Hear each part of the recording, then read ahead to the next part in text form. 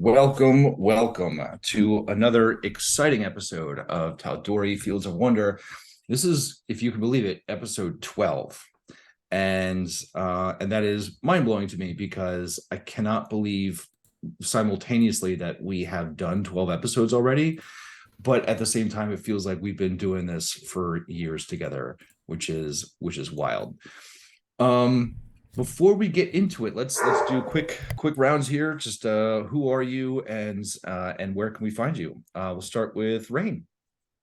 Hello, guys. I am Rain. I am playing Big Mama Mocha tonight, who is a halfling Circle of the Moon druid. And she found her auntie. And she is identifies as she, her, as do I. Right, Alex. Hello, everybody. My name is Alex, or Ziva RPG. Pronouns are he, him, and tonight I'll be playing Hosen Sunhelm, the Runite Fighter and Rogue multi-class. As always, very excited to be here. And yeah, 12 episodes. Insane. Wild. Crazy. Jacob. Well, you already met Cooper, so that's great. Hey, everyone. My name is Jacob Blick, Dual King Jacob, Twitter, Instagram, and wherever else you can find loud extroverts that have half a voice because they've been yelling in the streets of Philadelphia for 4 days. And tonight, as per usual, playing Cinnamon Garrist, our lovely Haragon Wildfire Druid. He, they pronouns. And I use he, him pronouns. And unfortunately, we are going to be missing our other companion here, Smitty, tonight. Smitty had a conflict and could not make it, but because we are so deep in the paint here, I figured it was probably worthwhile to continue. I don't think going another week without figuring out what the hell is going to happen here would have been. I think the FBI would have been called on us. So this is. Very specific threat. So yeah, that's where we are right now. Let's see. As always, definitely want to make sure that we give a shout out to the artists that have helped us out here. We've got Happy Capster for the overlays, Gremlin Art for the character art, which is on those overlays, and then for the intro that you're going to see here in a little bit, that was So Many Games. And by the way, it is wonderful to see folks in person. It was great to finally meet Lynn in person. That was really cool. And of course, every time I see Happy Capster is fantastic. And in fact, Crystal as well. Crystal was there at PAX U. So really quick, just want to make sure after a big con like this, a couple of things just to make sure everybody is keeping track of is, make sure that you're testing. If you're sick and you're getting negatives, you probably want to make sure you take a PCR just to make sure. Mask in any case as well, because it's really important to make sure that while we had fun, there are other people that could not be there to have fun, and the onus is on us to make sure that we are being responsible citizens of this great nation. Jacob, any announcements on your end? Just a real quick anecdotal point for those of you that went. Incredibly grateful to see some very familiar folks at both the GMing TTRPGs Embracing Failure panel and especially the Asexual Bard Beyond the Tropes panel Friday and Saturday at PAX U. Incredible turnout. Both panels were standing room only. I want a bigger room. I want to pack the house. So incredibly moved and incredibly grateful. Awesome. So I think from there, anything else we should do, or should we do the thing, Julie? Well, since I brought it up, Julie, do the thing. Do the thing. We could do the thing, but before we do, I want to let folks at home know that we are the Amphitheater Twitch account Twitch channel is 2 followers away from 500 followers on Twitch, which is fucking weird and really, really cool. And I was going to announce it on Twitter, but I'm going to announce it exclusively here to the folks that are here. It's because if we do, we are going to give away 10 Candles, which is a amazing horror TTRPG, one-shot TTRPG. It's very special. It is, I won't give too much away, but we got to play it. I played it for the second time, and it was amazing. And then I got to meet the creator and tell them how amazing they are, which is a pretty rare thing. Bill, you were able to meet them as well. So if we hit 500 followers tonight, I'll give it away, and it's a signed copy. Yeah, so I think it's important to be very hold on, I gotta figure out how to do this. 1 second. Boom. Wait, is that right? Am I doing the right thing? No, that's not right. I don't know how to do this. Jacob, can you get on? Yes, do this. I can. And then you have to You're tell me how to GMing do the it. game, Bill. Do the thing. Okay, so I'll, I think it's important, after Jacob's very emotional description of his interaction, I had a very similar one, because for those of you that have been longtime watchers of the amphitheater, we did a Halloween one shot with Saverick last year, and that was just unbelievable, and I had a really emotional experience with that as well. So I went up to the creator of 10 Candles, basically said the same thing about how great this game was, got my copy of the book signed, but I am not going to be giving this one away. That's mine. That's all yours. So you're getting Jacob's copy, not Bill's copy. Exclusive. All Love right. to see it. So with all that said, without any further ado, let's go to the place where adventures are. That place. We go Yes. now.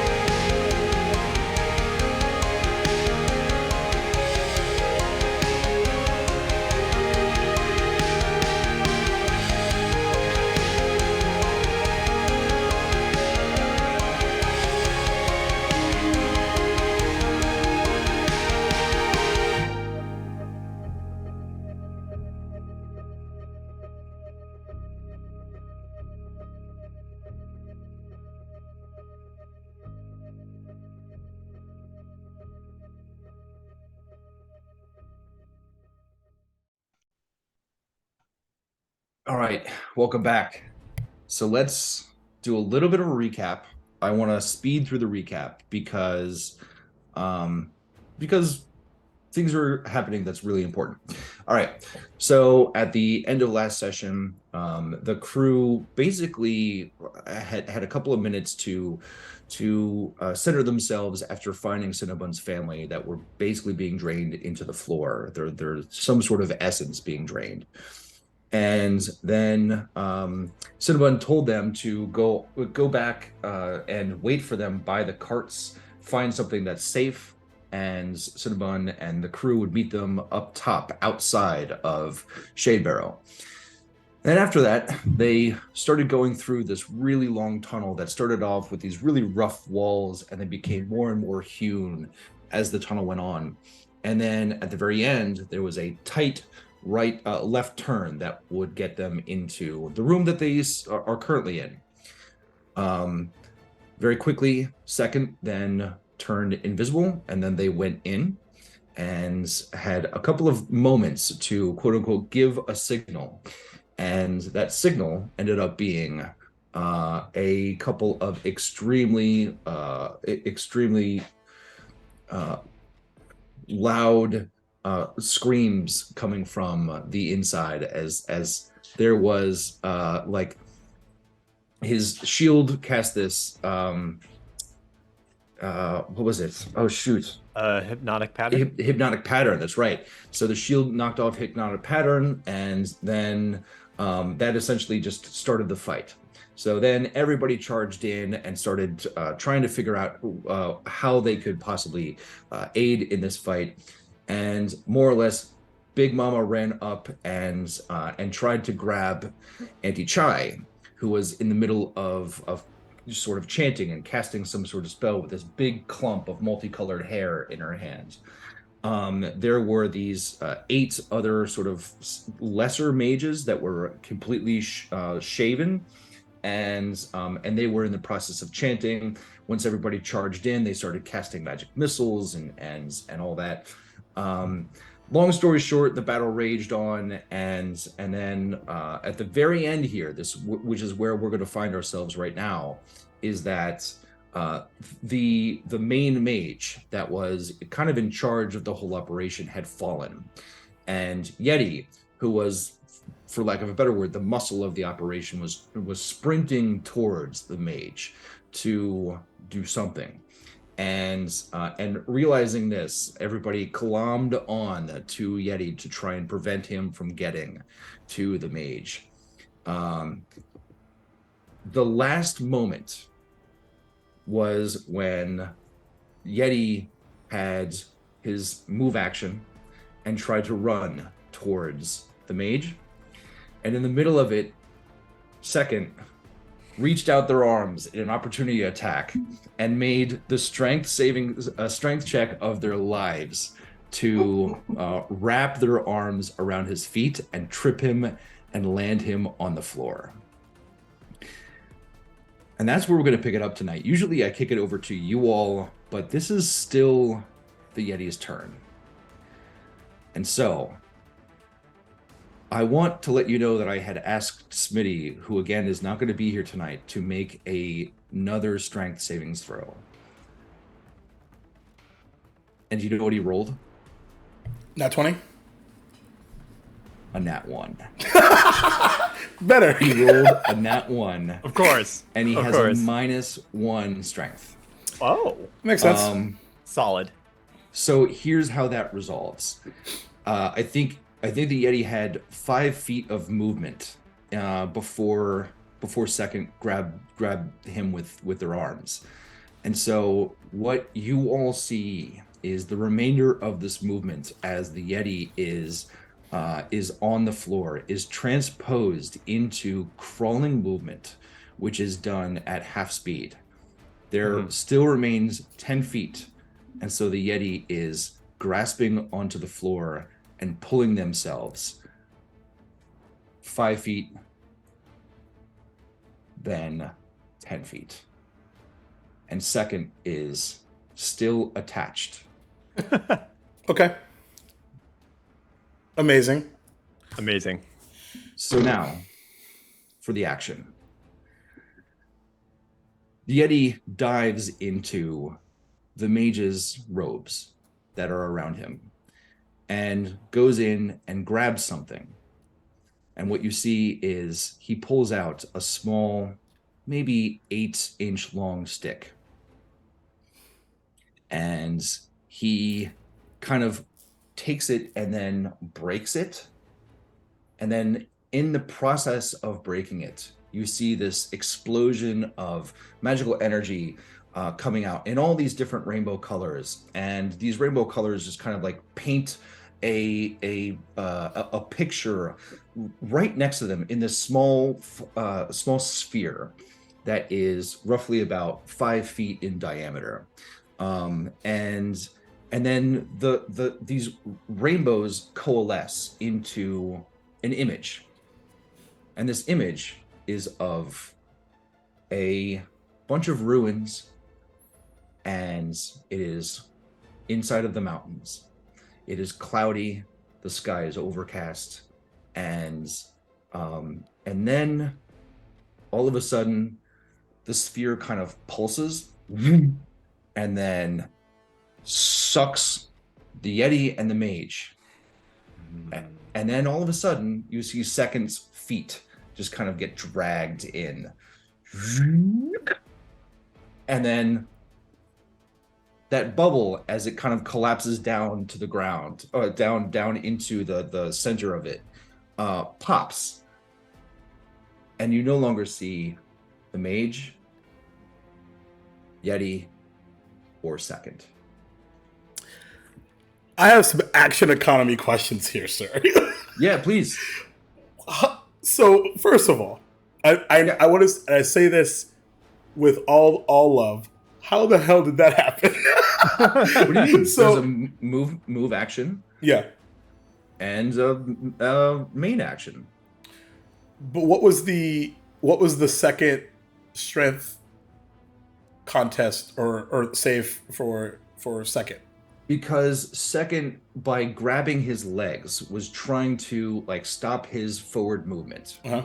And so if you think about the size of the Yeti, which has been established as an absolutely bestial creature, and the size and strength of Second, you know, I imagine he's trying to be like brakes. Yeah.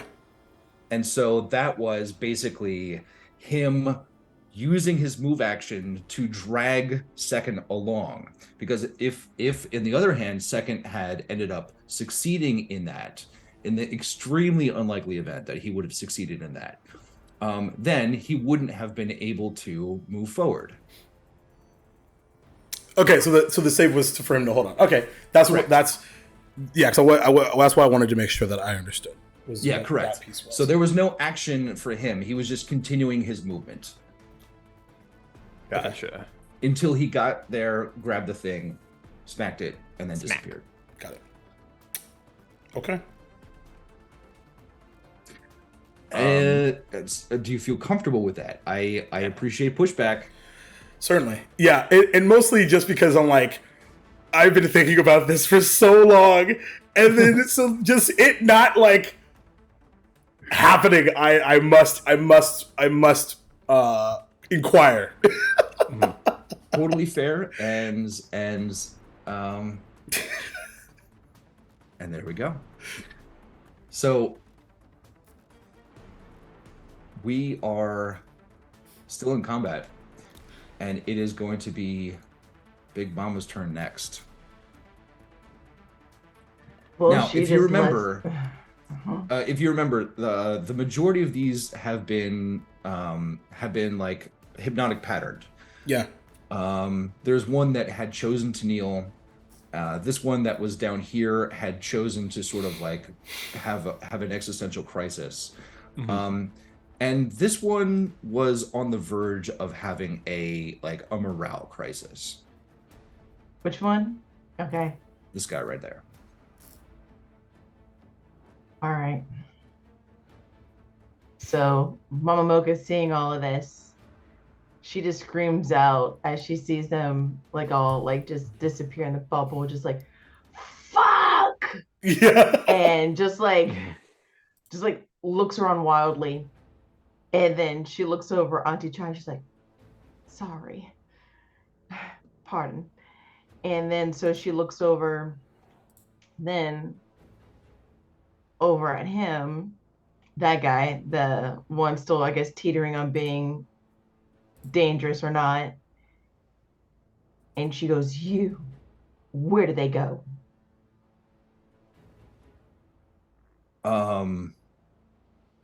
Okay. So Big Mama, you look over at this one, and just to recap this, because I forgot to recap this in the recap. So this recap is the second coming Sponsored of the recap. by no.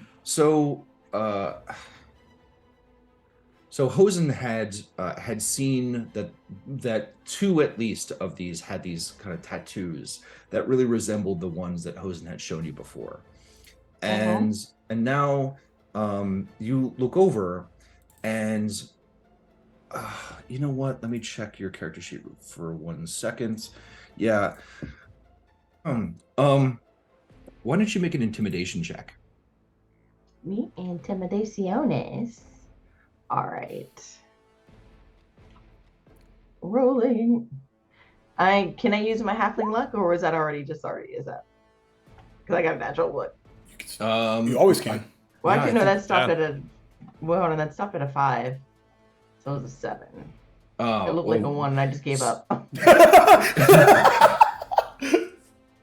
Yeah, so with the 5, you cannot use the halfling luck, so it's going to have to be a 7. Yeah. So, I think you are paying some attention to their reaction as you were yelling this at them, and what you see is like a couple of seconds of a blank stare. They look as though there is something fundamental that has shifted in them, and you screaming at them, you screaming this, where do they go? He looks over at you and he says, who?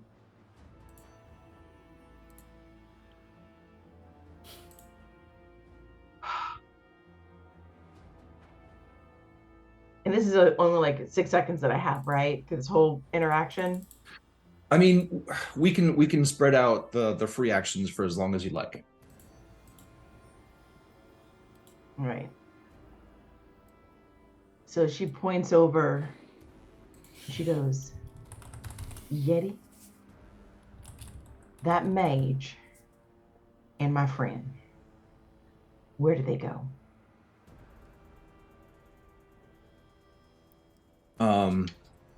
So I think with that, he looks at basically kind of this surroundings, because if you look at the map, he's kind of right now at the base of this just absolutely massive structure that has these tendrils flowing out, and these tendrils are pulsating with that green liquid that is being piped from one place to another, and I think then he turns around and sees the dead body inside of this runic symbol on some sort of pedestal, and the eyes of fights happening around him, and then he collapses to his knees and puts his hands on his ears and doesn't say anything. You can see him just kind of rocking and shaking a little bit. Right. So she just nods. Just one more thing. She just glanced over at Auntie Chai. She's like, do you know where they went?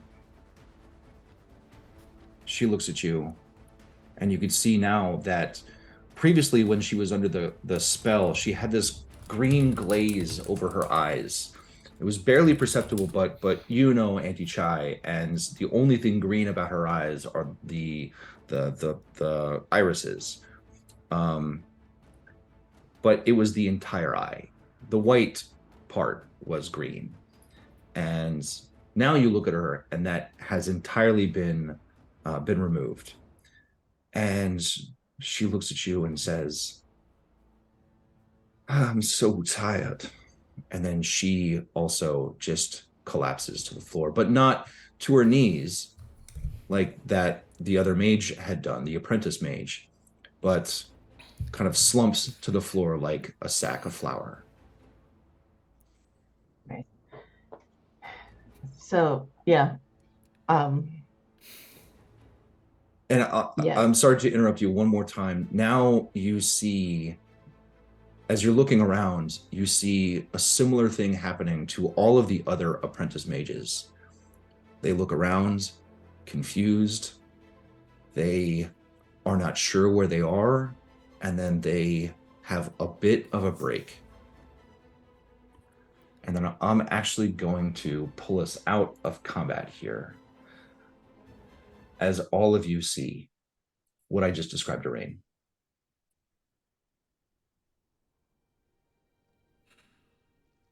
I think Hosen, very similarly, as the explosion happened, seeing second disappear, just goes, fuck, fuck, fuck, fuck, and runs over to that one mage that he connected with the tattoos.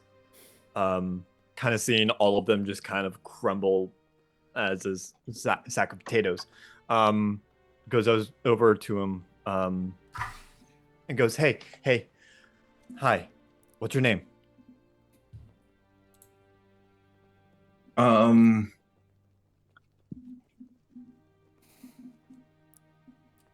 He looks up at you, completely blank eyes.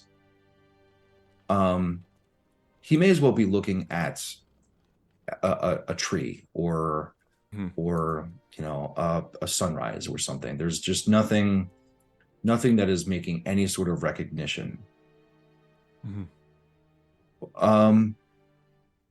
And then that kind of quickly goes away, and then he looks at you and says,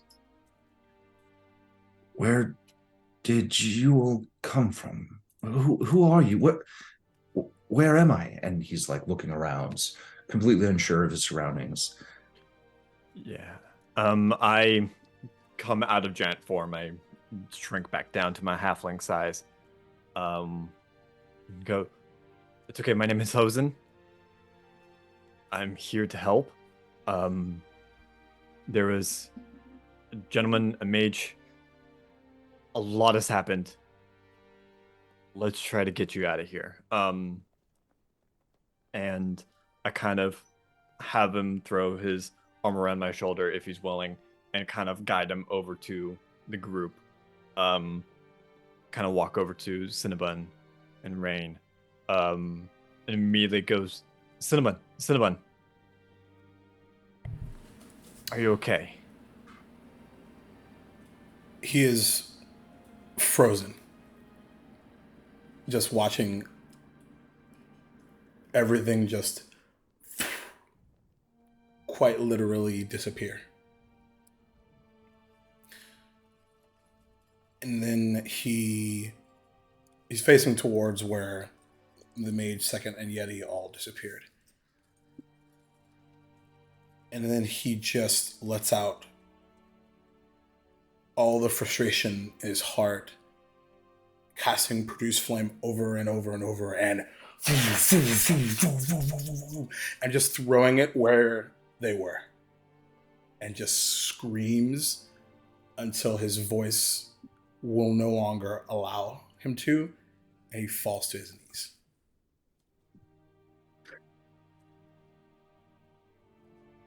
Hosen, as you are looking at Cinnabon, you notice something small in the air. It's something small and light, and it seems to be coming from the direction of where that sphere had appeared. And you take a closer look, and what it looks like is a leaf.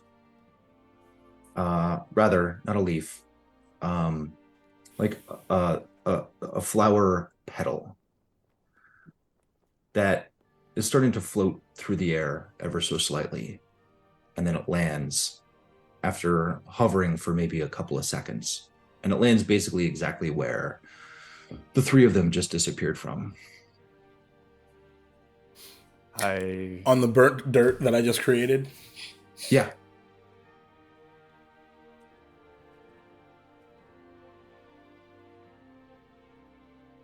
I look over to Cinnabon and go, I think that's for you.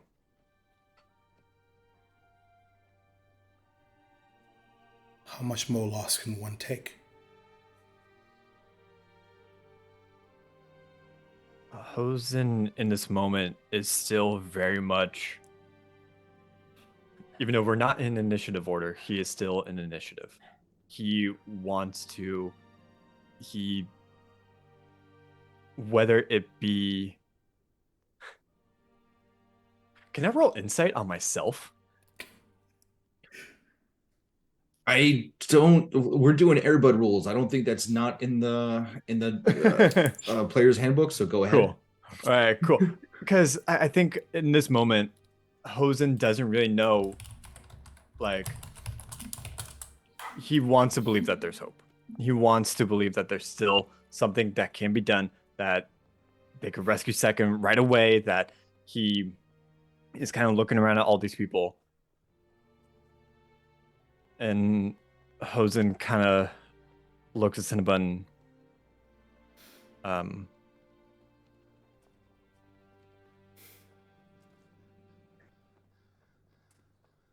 There's... Alex, do you mind if I interrupt real quick? Yeah, go for it. Were you going to do an insight check or No. Oh, okay. I thought about it, but I was like, talking it out's better. Okay, fine. Perfect. Yeah. Cinnabon.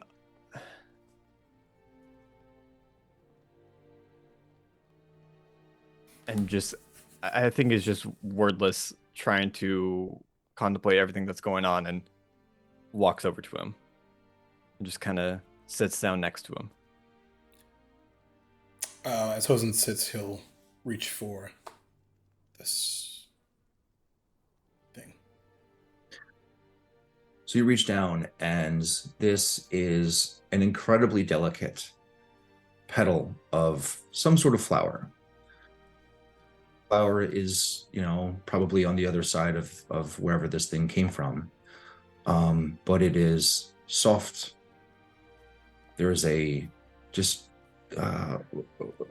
powerful fragrance to it. And it is this deep lavender, almost a purplish color.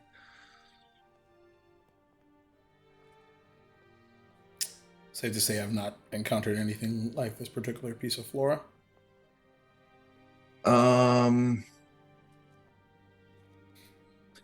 Remind me, where did Cinnabon transition from the Feywild? Where did that happen? In the city I of should Singor. probably know this. You should. Okay. It's okay. There's a lot of things happening. Yeah. Singorn. Okay. Yeah, you have not seen anything like this.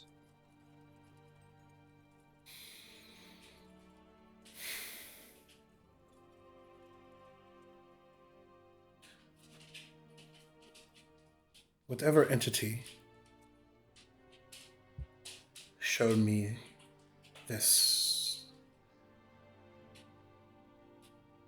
dream, it's a nightmare.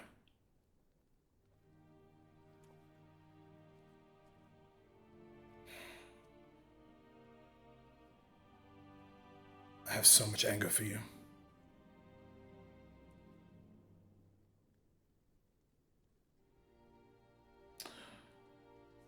And he'll stand up. But that is not now.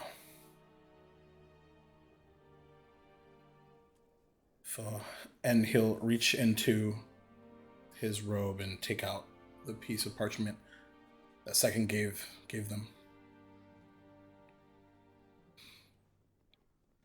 Because we still have lives to save.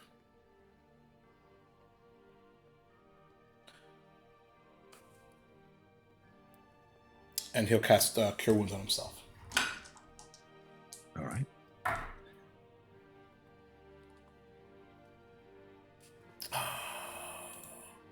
Not bad. 15 points of healing there. And he'll just spin around. And are the rest of the mages still here? They are. He'll hold this up. And he saw the the ruins. Yes.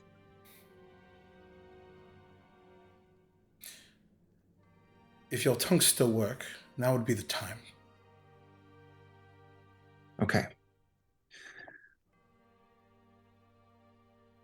So, Hosen, you have been trying to speak to one, and they more or less have been not great at responding. But now a couple of minutes have gone by, and Hosen, the one that was looking up at you as though they didn't recognize you whatsoever, has now kind of stood up and is rubbing their eyes and rubbing their head. It's clear that they are suffering from some sort of just massive, massive headache. And then hearing what Cinnabon had just said, he says, yes, I think my tongue still works. And he, like, actively goes into his mouth with his hands and just kind of like feels around. He says, it's a bit numb. But no, I think so. And looks at all of you and says, but what happened here?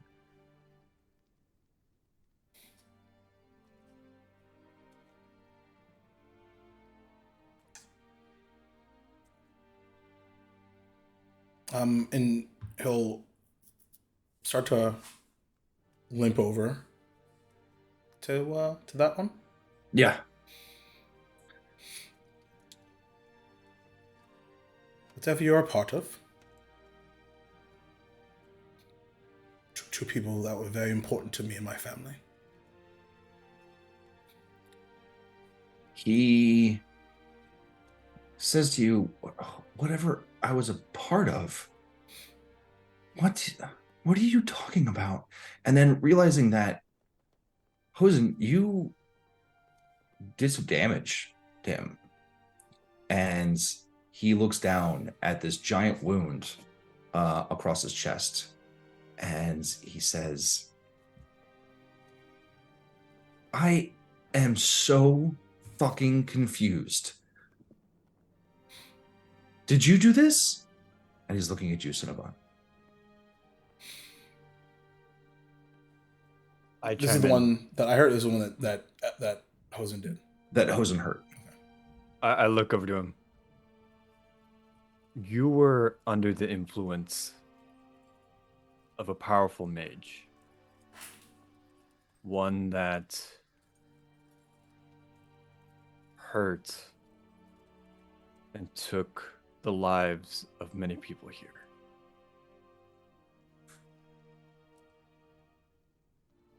We want to know who this mage is, where did they come from.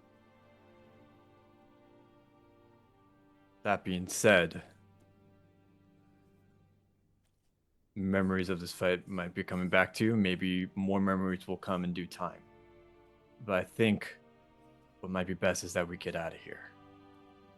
I look over at everybody.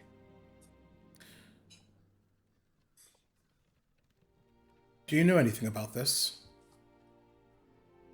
Or any sort of ruin that you've been to or heard of? He looks up at it and kind of puts out his hand, maybe to get a closer look at it. And he says, I don't know. Can I see it?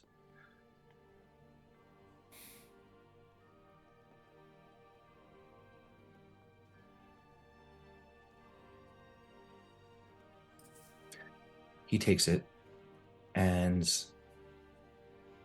then he puts it inside of his hands, and then you could tell that after just a brief moment, the fragrance gets to him, and then you could see that the fragrance is triggering something, and he looks up at you, and there's these eyes that start to look like saucers and then you can see they're starting to tear up a little bit.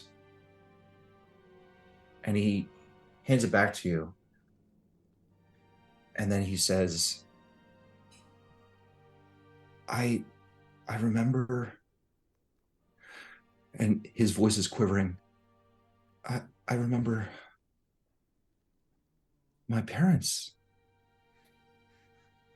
had,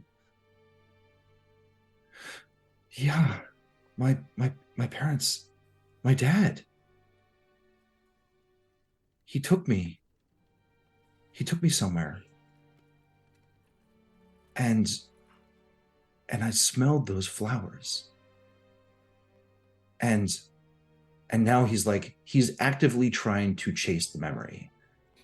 And he looks down at the ground and kind of puts his hands to his to his temples, and like tries to fight back this headache inside of him. And then it's almost as though like there is some sort of inner pain that just overtakes him.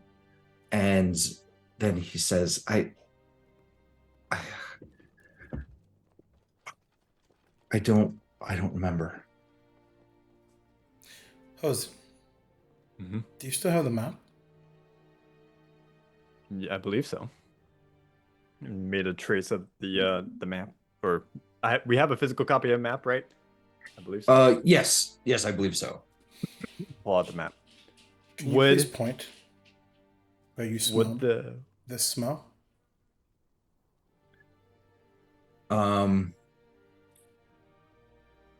Okay.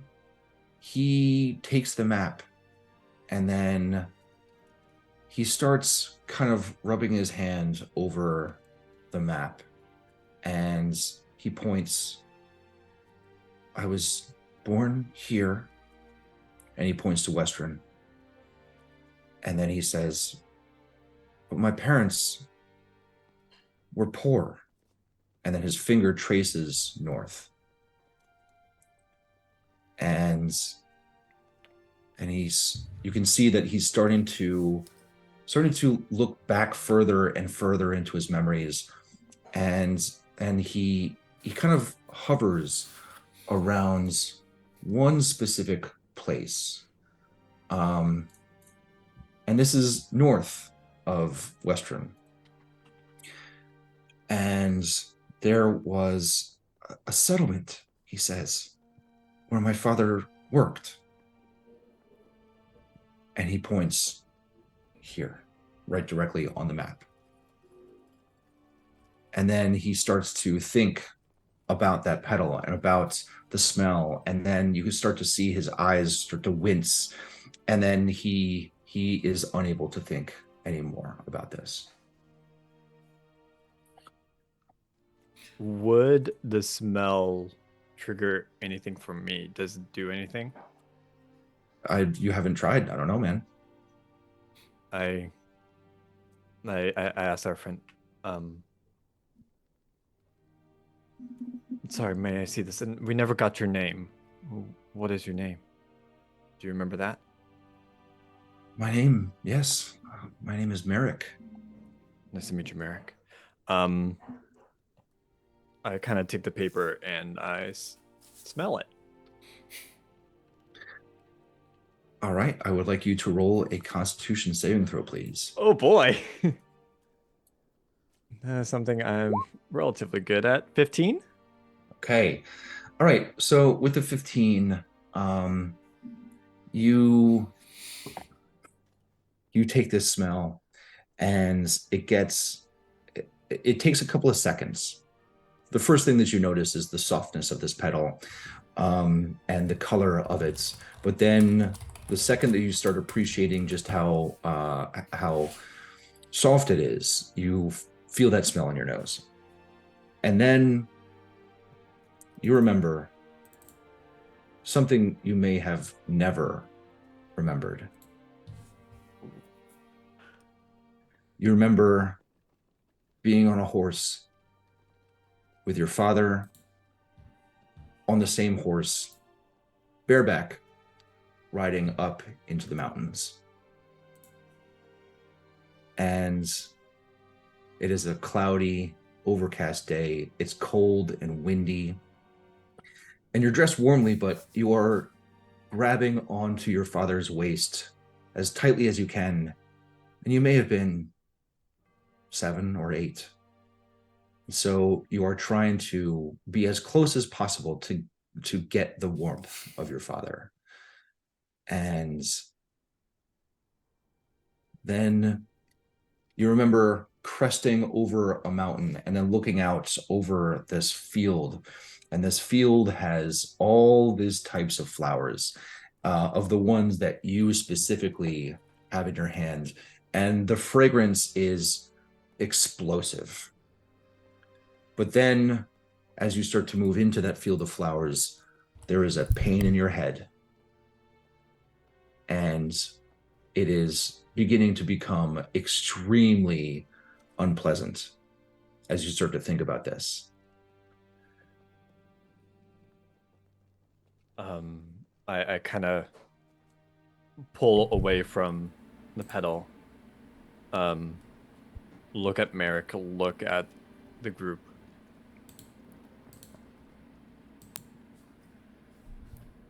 I know, I can see it in my eyes, like I could see in my mind where these pedals are, but I can't really name a place. I give the pedal back to Cinnabon.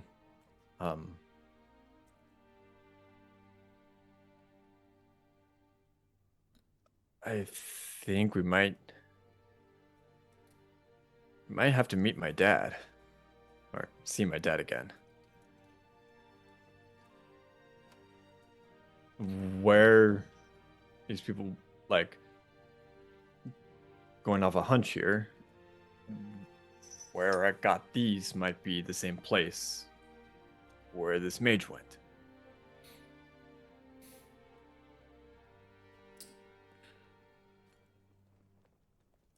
Is it the same as the location that this gentleman circled? Or different? I don't think you would be able to Yeah. definitively say. Not sure. He'll look to, I forgot the person's name. Merrick. Merrick, did you lose your father in this?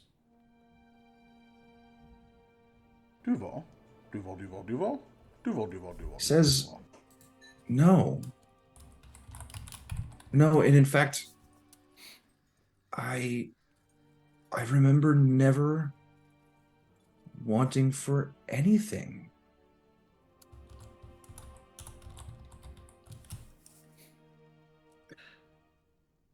Well, let us What do you hope for mean your by- sake that you don't have to worry about that. Because as for me, I don't even know what my parents' funeral rites were, or what they wanted. And he walks out of the chamber.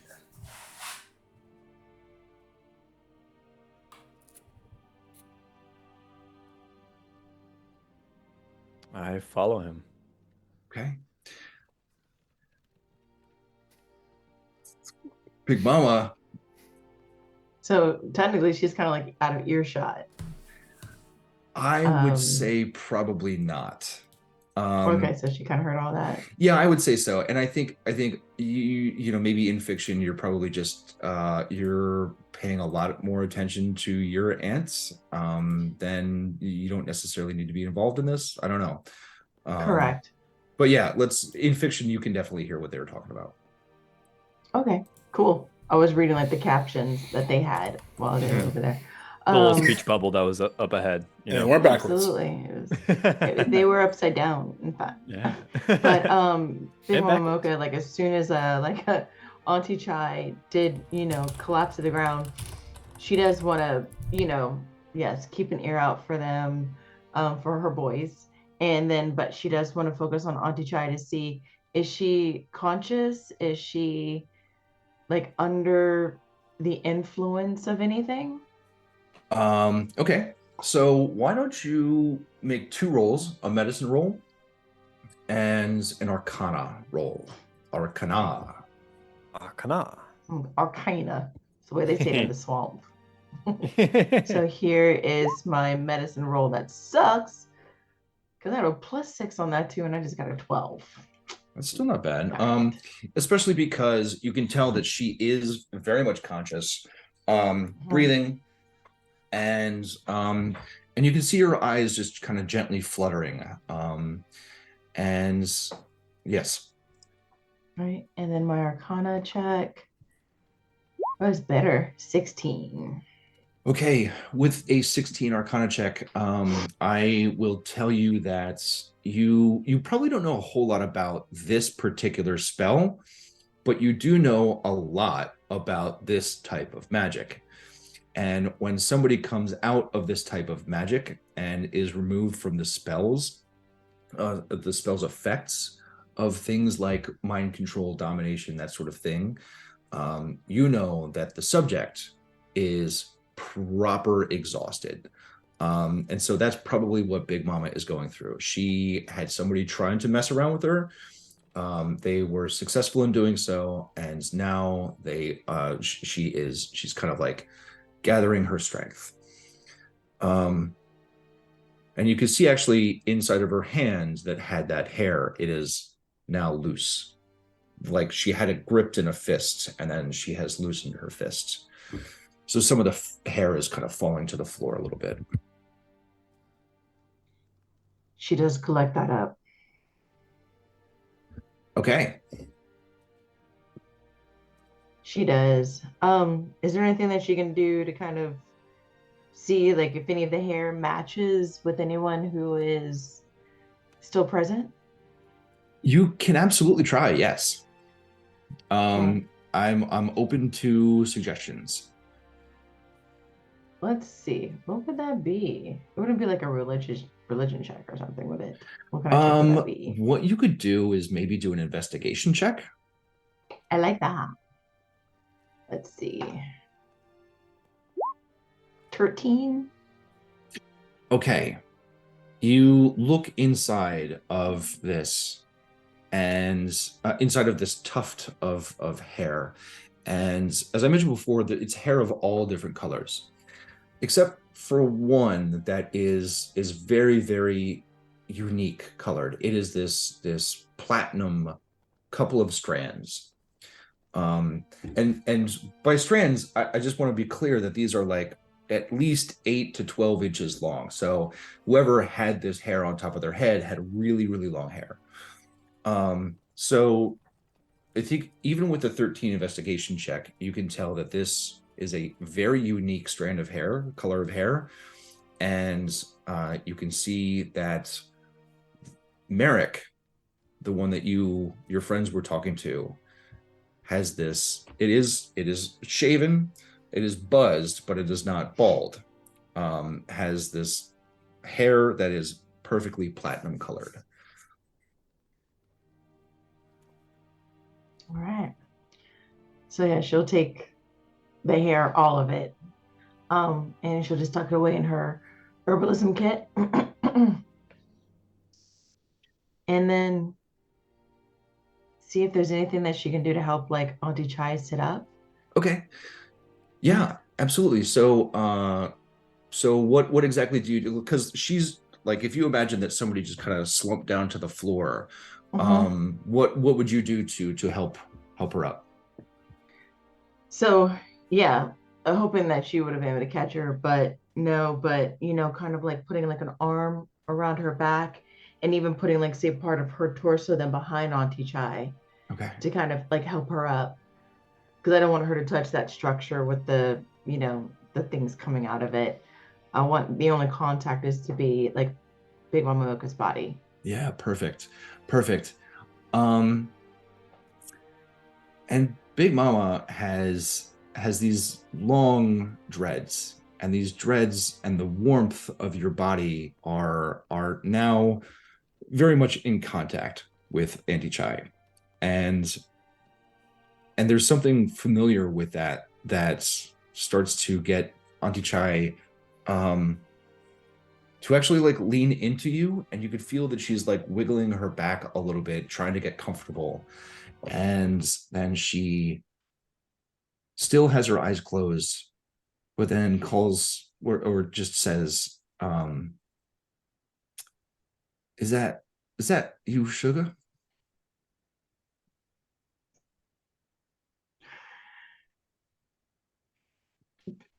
Mama Mocha just absolutely, from her eyes stinging with anger, just she does crumple and absolutely just starts, just tears flowing, just like silently weeping. And she's like, "You're right. It is me, Auntie. It's good She to have you says, back." she says, baby, I'm so tired. And then you could feel her try and like move to the side so that she can get more comfortable. And then she puts her head on your shoulder. And then like, so it's right in the crook of your shoulder. And so her face is basically right here nuzzled into your neck. Yeah. And then she will go, "We need to get you out of here. Can you hold on just a little while longer?" You could see now that she's in this position, her face kind of breaks out into a smile, and she says, "Oh yeah, I'm my body's fine. I just, you know, need a nap." Right. At this Did point, you? we all do. She says to you, did you get him?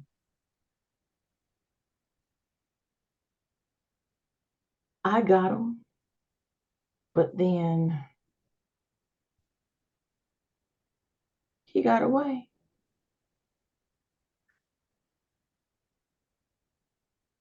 She then wipes the smile off of her face, and she says,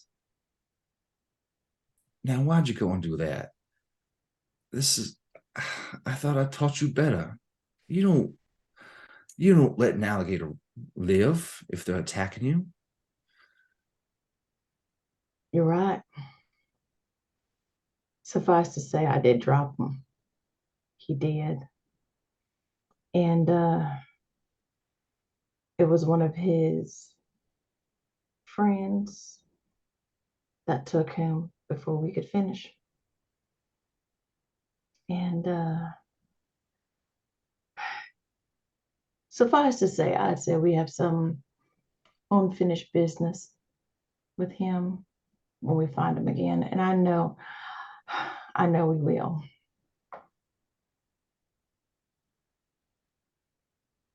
I know you will too. But for now, let's go and let's take a nap. Let's do that. And I have some people I want you to meet. The And smile then says she, returns, and yeah, she is now grinning, and she says, hold on, would she call you Big Mama, or would she call you no, Mocha? just Mocha. Okay. She says, Mocha, you you made friends? Isn't that something? Because I tell you what, I didn't expect.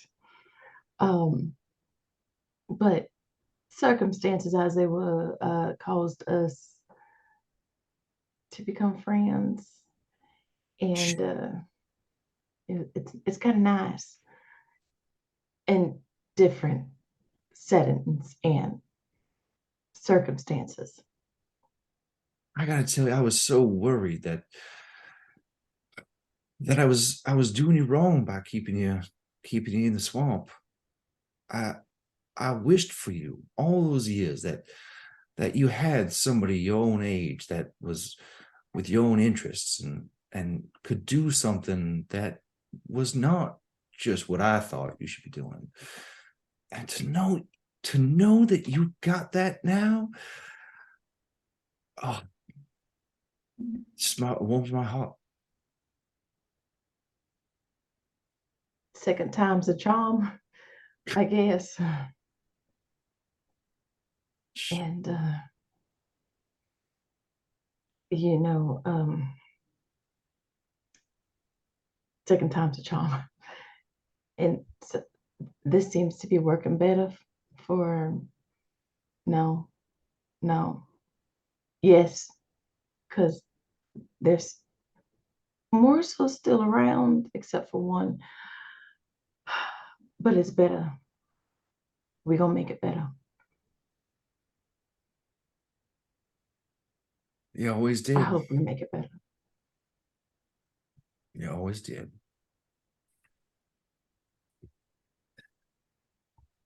Now, let's see about getting out of here, shall we? Shall we? And so, yeah, Mama Mocha will go ahead and try to, help Auntie Chai to her feet. Yep. Yeah, absolutely. It takes a little bit of time. She's still very weak. But you are able to support the majority of her weight and start making your way towards the door. Mhm. Jacob, what does she see as she's walking towards the exit to this room? The dim crackling of firelight initially.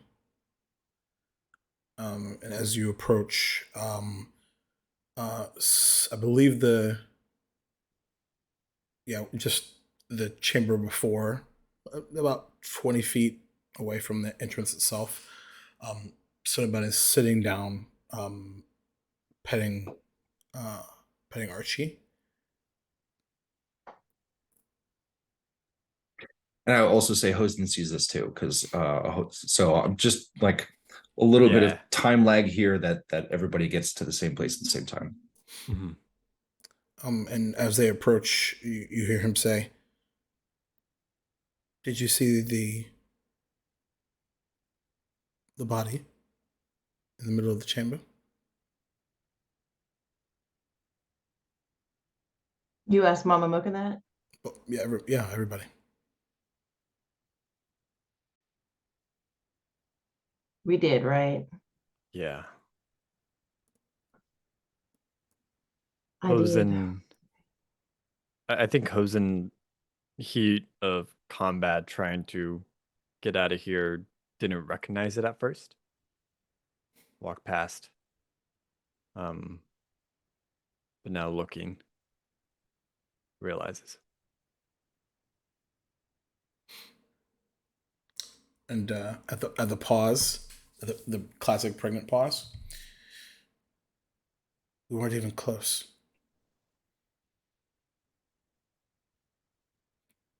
We weren't even close.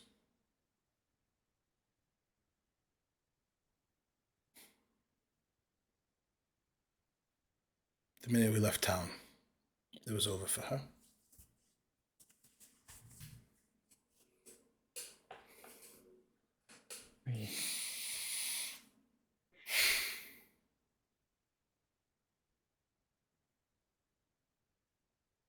Can we avenge her? Did you know who she was besides the brief interaction we had before? Just that she's the reason that I'm even here. And now it Then we seems should to find her family. Hmm? Then we should find her family. We can.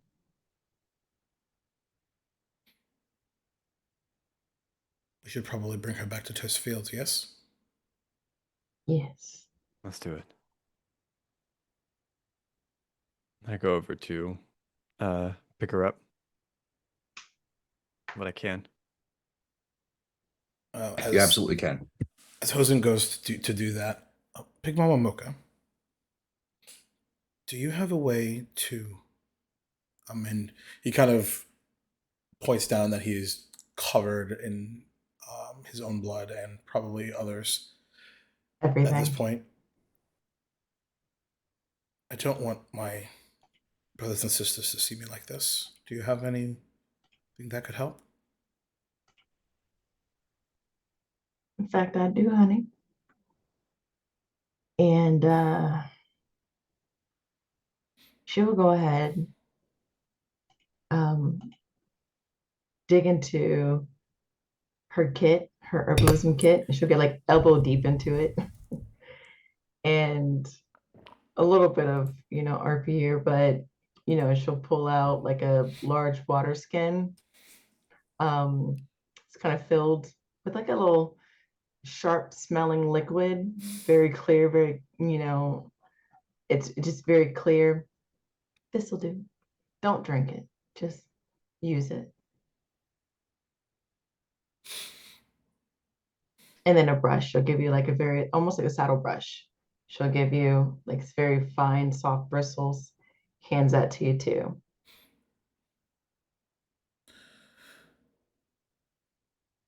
He tries to put on like a weak smile and like it sort of falters.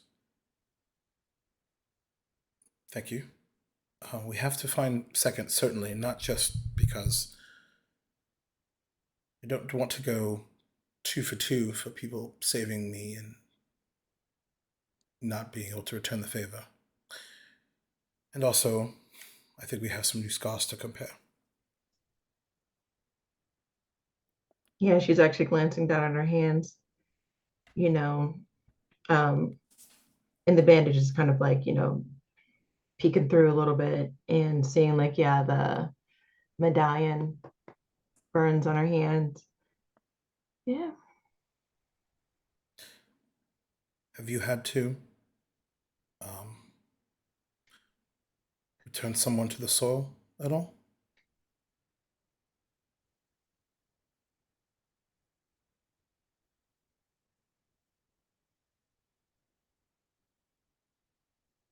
I have. Um, and that was difficult. And that was heavy, especially when I was the reason. You were the reason? She just nods her head and just drops her chin.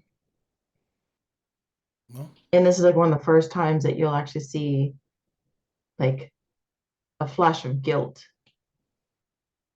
go across her face before she tries to, shake it off and just resume, her normal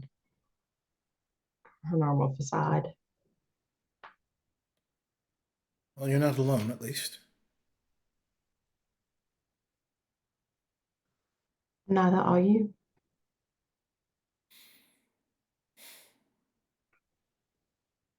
What did you do with that guilt?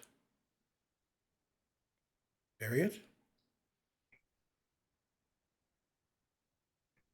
I couldn't bear any more after that. So I just carry it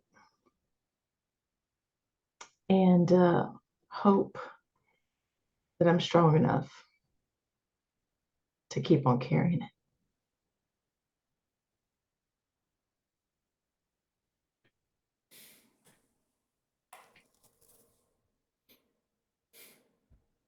It's a weight.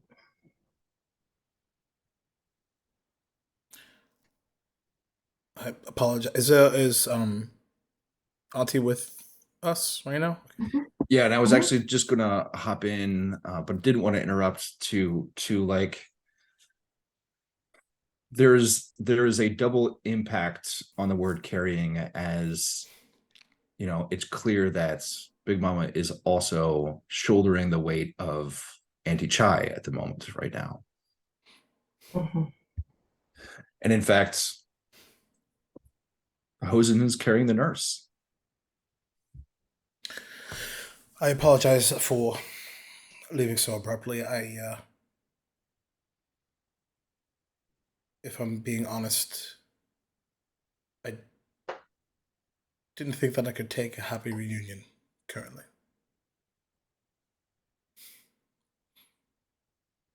Though I am happy for you.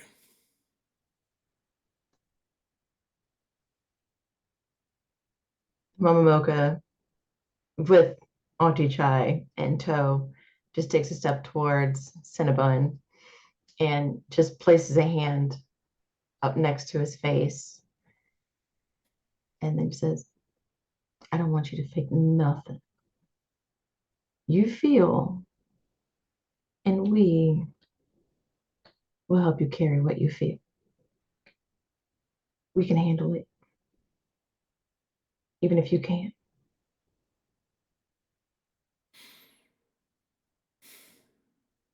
Okay. All right.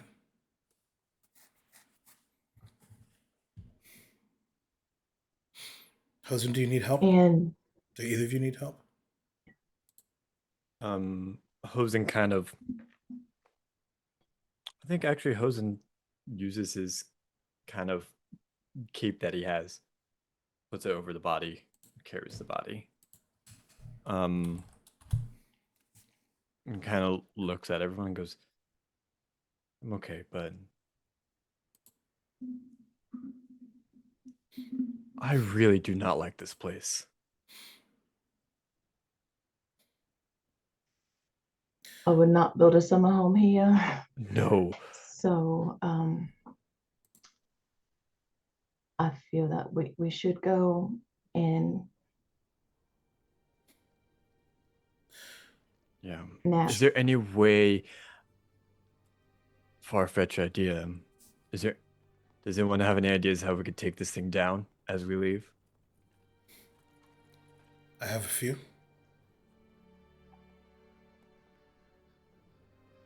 This place is evil. This place is. It should not be standing any longer. No. No, it shouldn't. Let's get out of here. And I kind of gesture over to the mages like, we need to get out of here. Yeah, and they, I was going to say this, but they see the three of you leaving with Auntie Chai and the dead body, and they sheepishly but pointedly start coming behind you, and especially with the invitation from Hosen. I think now they're a bit more confident, and they are right behind you. Cinnamon will spin around to them. Yeah. Do you all have the capability to set fire to this place with me? They look at each other and then look back at you, and they say, I mean, I think so.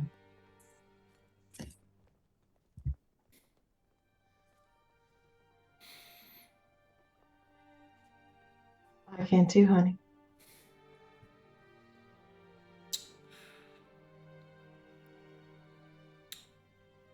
Follow my lead then.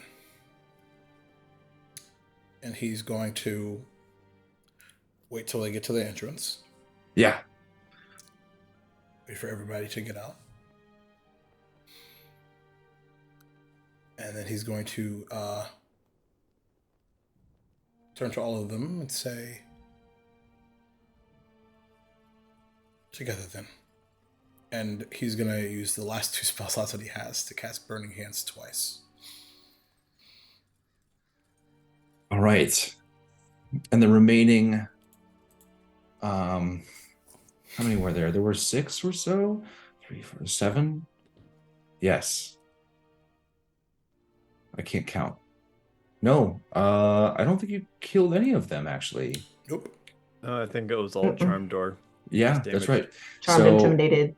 So you got all 8, and all 8 of them also have Burning Hands spell, and they will stand around in a giant circle around the entrance to this, and they hold out their fingers, and all of you together just explode this jet of fire that starts surrounding that entryway, this rock, and then you could start to see that there is this crack that forms all the way up to the side, and then you start to see that this cold energy, those spiritual wisps that you saw down below, just starts like escaping up into the atmosphere through this crack that has been exposed, and the fire just keeps coming.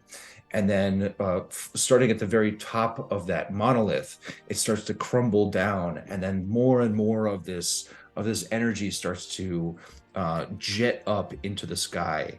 And you could see that the ground underneath you, right around where that entryway was, starts to open up, and the stone, that monolith, just crashes down into the middle of it. And sort of like when you drop a piece of water, or a drop of water into a lake, it kind of like this rock that descends into the earth creates this like clap back of the earth that comes, and there's a jet of soil that screams up into the sky, and the 9 of you that are standing around in this corner are kind of feel the rain of this dirt on top of you as your spells end. And I think that's where we're going to take our break. All right. All right. Tough first half. We'll get them in the second one. So we're going to take about 10 minutes here. As always, we encourage self-care here. This is pretty heavy, a lot of heavy topics that we're talking about here. If things are a little bit uncomfortable for you all, we encourage you to take a break, get some water, take a rest. But in the meantime, we're going to come back in about 10. All right, everybody. See you soon.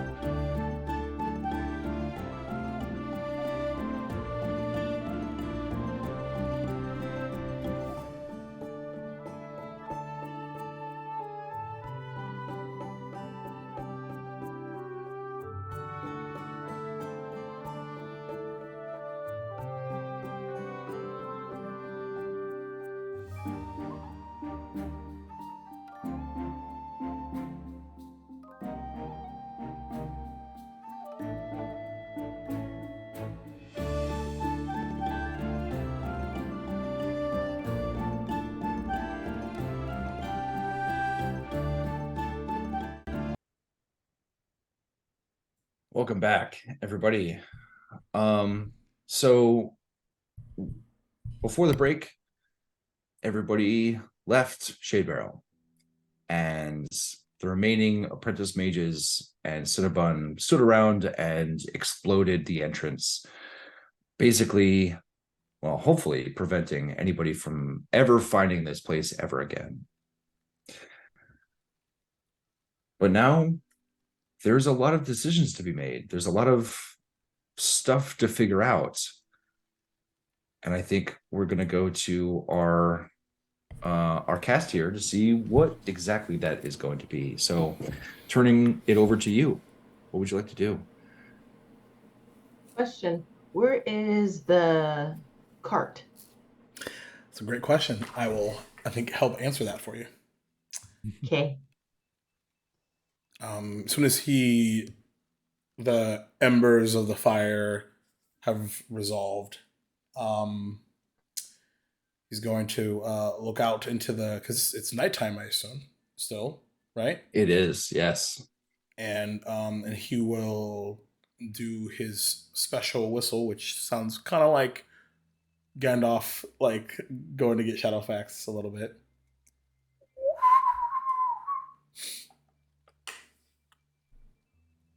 Which was the signal for HB and Brioche. You hear off in the distance.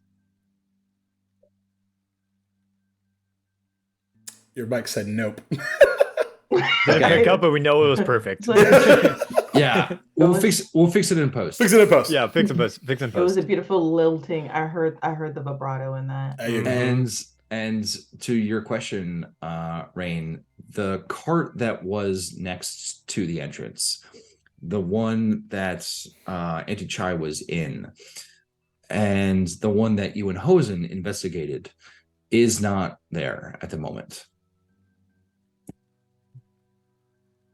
Neither of them.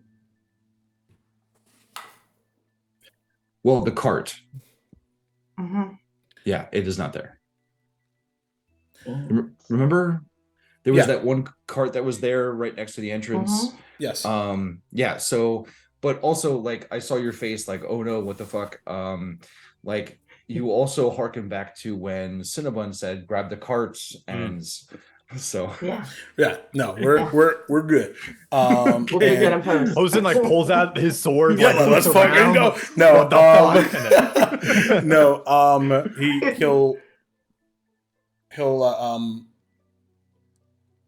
He'll kind of look at Big Mama Mocha and Hosen. Follow me. And he'll just look at the other mages that are there. I suppose you have your lives now, to do with them what you will. you see just blank stares as they look back at you, and they're sort of like, well, actually, Merrick speaks up and says, I'm not sure what to do. I don't remember so much, and it feels like my brain, my personality, my being has been just ripped out of me. Kind of thinking back to what sort of the false memories and things.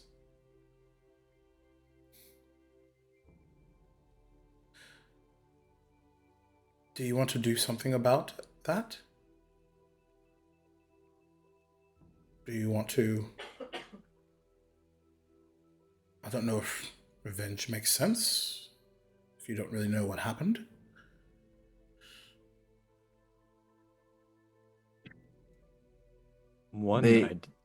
Yeah, go ahead. One idea too. I know a place that loves to bring in new people, accepts them as their own. And right now, they could use some help from some powerful mages. I suggest you all go to Terse Fields. Make your new lives out there. Try to keep, and I pull down my sleeve a little bit, try to keep these hidden. We don't know who's out there trying to find you. But you're trying to find a new place to call home. Terse Fields might be the best place for you. Merrick thinks about this for a couple seconds and then says back to you, well, that sounds fine. Is it a friendly place? As friendly as they come.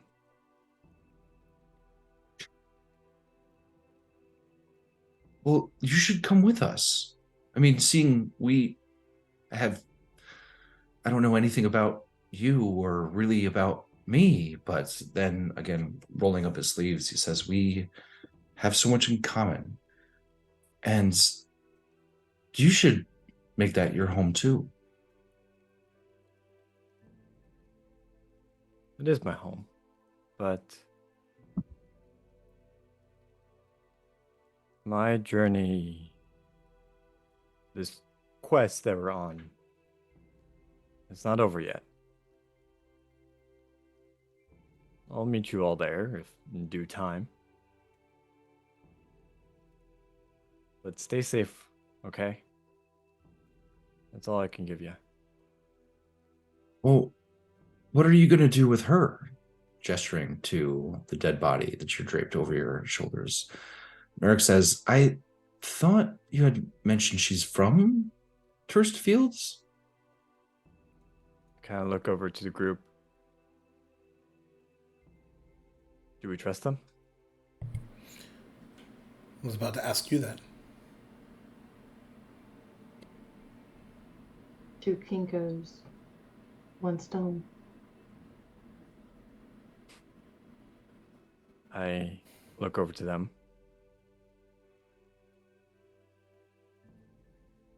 Hand them, kind of like hold out body of the nurse to them. When you get into town, tell them the small squad I've sent you and ask about where her family is. And what was the name of the person that kind of ran like the bar there way back when first episode like ran the in the town? Silas. Silas. Talk to Silas. He'll help you.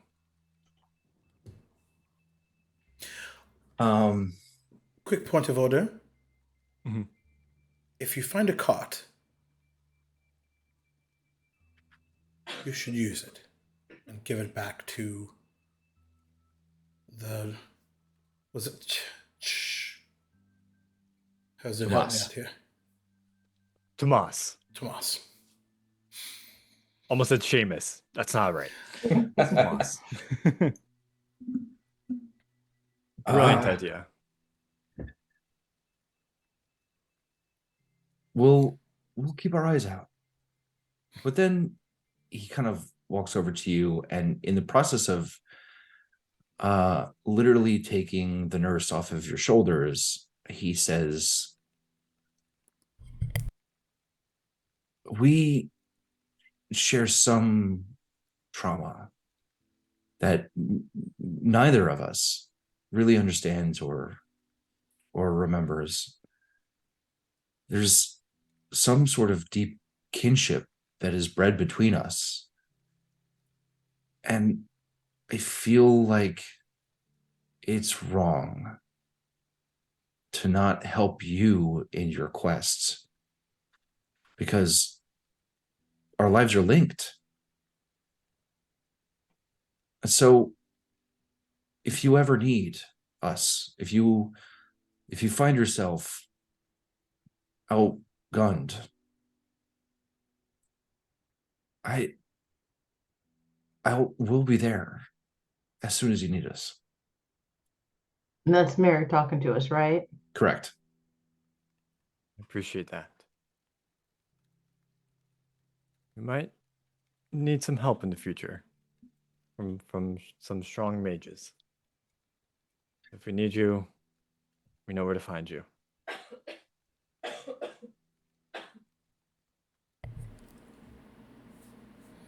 And they start walking off. And then Merrick turns around once they start moving a little bit. And he looks at you, Hosen, and he says, "Oh, I remembered something. I fucking hate that mage." We fucking hate him too. And then he kind of like gives you a finger gun and then walks off. My merry band of mages. I love it. Squad leader Hosen. I'm so gonna have that in my back pocket Of now. course. Oh man. A merry band of mages? Oh hell yes. Whatever we decide to do, definitely gonna call them up. Double family of druids and, Hosen's and so a cool. crew of mages. After they're out of eye shot, and Cinnamon will make a point to look at the nurse's body for sounds weird to say until he no longer can, and then he will head to what he hopes is the children. Yeah. No, I mean, I don't think it sounds weird at all. Like you are forlorn about this. You know, this was the first person on this side that you ever met, and their meeting was a complete depiction of like selflessness. So it makes sense. Roll a perception check, please. Perfect. Natural 20. Nice. 27. Yeah. You and your siblings Ooh, have been yeah. using this call forever. Like it's funny, you know, as an aside, I have the same thing with my family. Like it's not a whistle, it's like a sound.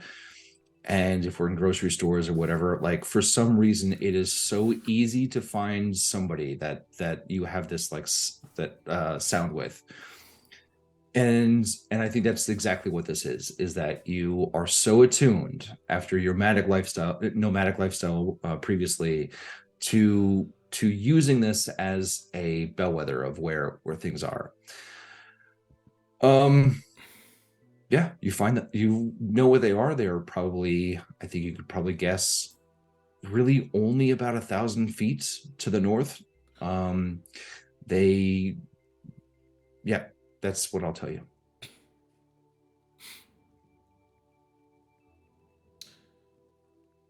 suppose I'll have to properly introduce you now. It would be an honor. Start heading that way. Okay. When you get there, what you find is all of your siblings are there, and they are right next to one of the carts, that cart that Auntie Chai was in. And they have gotten into a circle, and they're sitting on the ground. And all of them are holding their hands together. And you could see that they are deep in thought. And you know that this is a position that if somebody is in trouble, or if there's some sort of danger affecting somebody that you know, this is what you and your family does. They channel their thoughts, their energies, the beings within them to try and provide some sort of druidic spiritual support for the person that is going through something. The old Garrus circlet. That's right.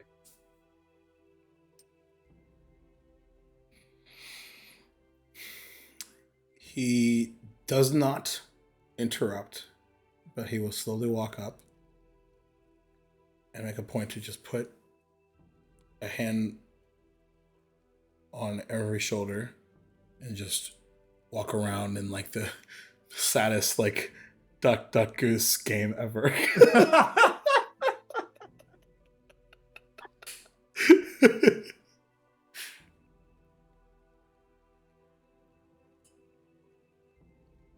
And then when you get to Brioche, and then you get to Honey Bun, they both stop their sort of intense focus and then turn around to look behind them to see you standing there. And both of them get up as fast as they possibly can. Brioche, obviously faster than Honey Bun. Honey Bun kind of tries as hard as they can to like prop themselves up to get them to stand.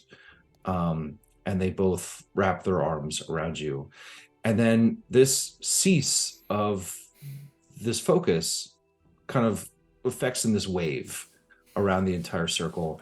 And then you could see that all of your siblings then kind of stand up, realize that you were there, and then break the circle and then come and almost like the saddest version of the duck duck goose catching the goose, all of them kind of pile on you.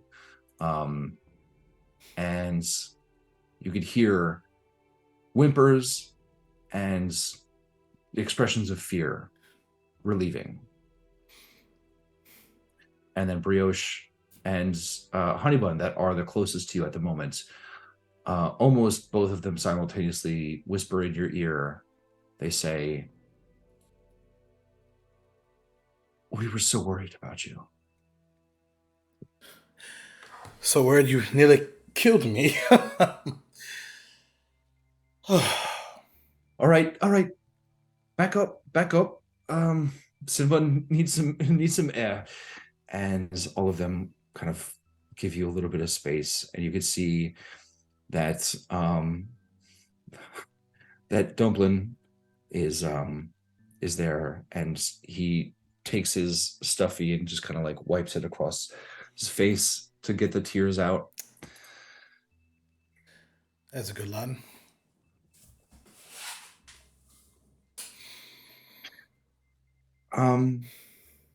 So Brioche says,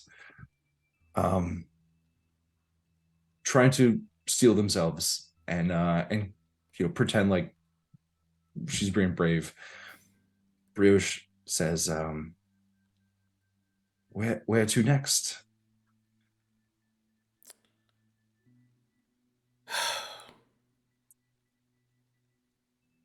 That's a good question. See, a friend of ours is unfortunately missing. They were caught up in the escape of the captors that took you all and took Mom and Dad. So, Did he escape when you blew things up? you could see it from that far away, huh? It was a huge explosion. Good. No, unfortunately, he escaped shortly before that. And you said,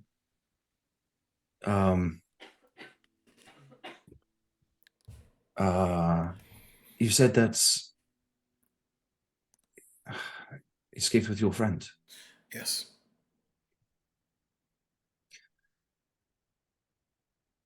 I don't think I'm going to roll anything because I think it's very clear that from your demeanor that your family members know what's going on and understand that you're extremely upset. And I think Honeybun, especially being your twin, looks at you and says, are you okay? Physically or mentally? She looks at your body and doesn't see any mortal wounds. And she says, well, it'd be rather stupid if I asked you physically, isn't it? No, it would be a fair question either way. I'm hanging on. Barely, but I'm hanging on. Well, is there anything we can do? Well, I suppose we need to talk about Mom and Dad first. You see both Brioche and Honeybun just kind of lower their heads. Remind me, the three of you were trying to hide that from the rest of the crew, right? Like it's not explicit. It's just sort of like mom and dad question mark, right? Let's talk about it when we're not in the place of evil, essentially. Sure.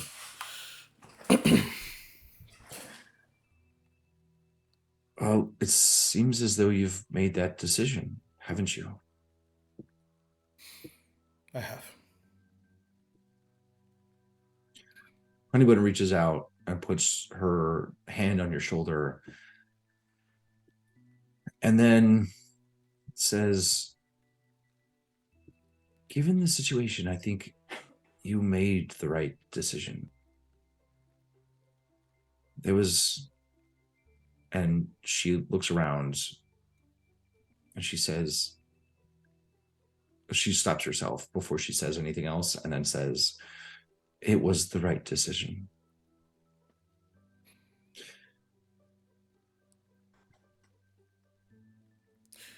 So they're kind of gathered around, sort of not in a strict circle now, but sort of around. Yep. It's more amorphous now. Yeah. Yeah, certainly.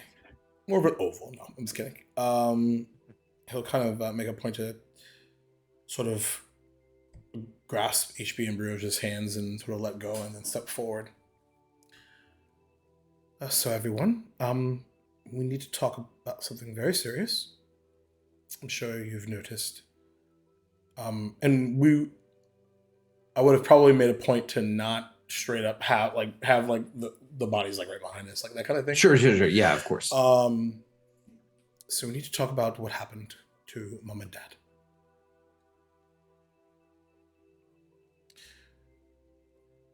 And then like those words leave and he sort of sits on them for a minute. So what happened in them, it seems that they were preying on, I'm not sure if this was life energy, life force, or that I'm not sure. But I'm just going to be honest with you. We are on our own. They did not make it out of that situation.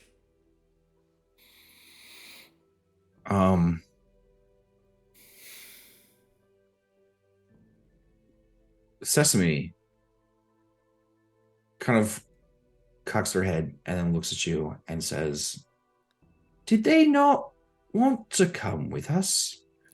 And then Kaiser kind of like slaps him on the shoulder and says, shh. Like as you can see that Kaiser gets it, and they're incredibly,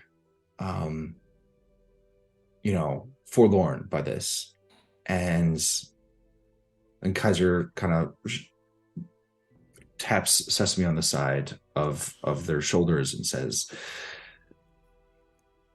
no,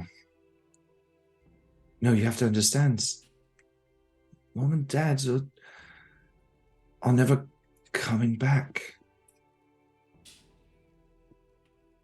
And Sesame then says, I don't understand. Why would they not want to come with us?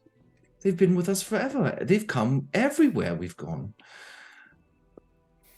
And then the younger siblings all kind of get together, and Brioche kind of looks back at you and gives you a bit of a wink, and then says to the younger kids, it's going to be hard to understand, to move forward after this, but the most important thing is that we have each other. Just the same way as we've always had each other. And he'll sit down in front of Sesame and get sort of eye to eye with him. Brioche is right. On top of that, they're always here.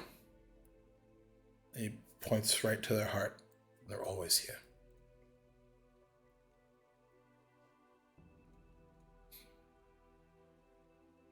Sesame looks up at you and says,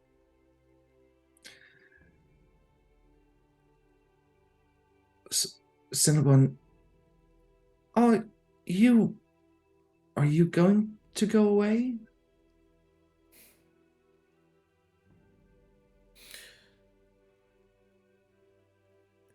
Have you ever been this is out of character, have you ever been so tired that when you want those tears to flow and they're just not there? I'm sorry, dude. This is really heavy. You've had a super long weekend. I'm sorry, man. No, not me, Jacob. I was just explaining it out of character for context. Oh, okay. Yeah. Okay, cool. Because I know you had Jacob, a long weekend. I'm good. Jacob is great. Okay. I'm good. I appreciate the check-in. And like he like winces, and they just don't come. So like there's just like this like air of like shortness of breath for a second.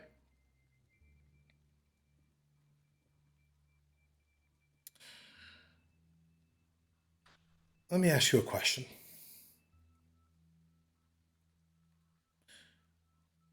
If something bad was to happen to you, and I had the opportunity to, in some way, right that wrong in your honor, would you want me to?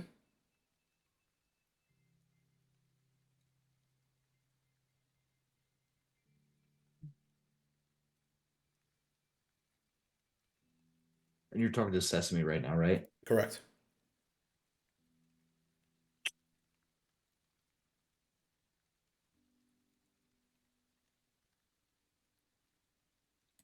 I think Sesame says back to you,